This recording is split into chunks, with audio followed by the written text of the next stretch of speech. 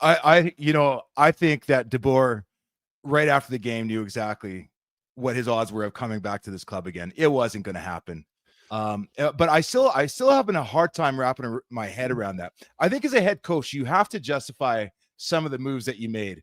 Was pulling Ottinger, in the first few minutes of the first period, a good idea and something that's defensible?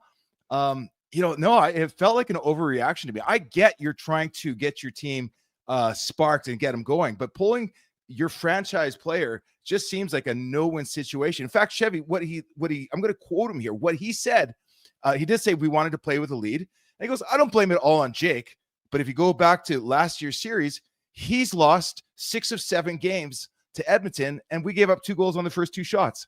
I like how we gave up 2 goals on the first 2 shots, but he lost 6 out of 7 games. That's what's sitting with me. It's the words that coaches choose to use.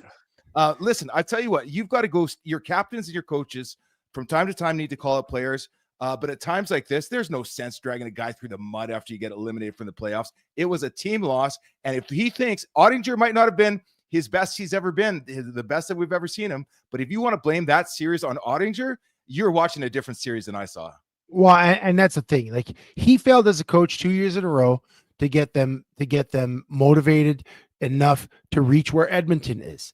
And he's putting it out on his goalie. I think he's doing a little bit of distancing. I think it's planting some seeds because he knows his days are numbered.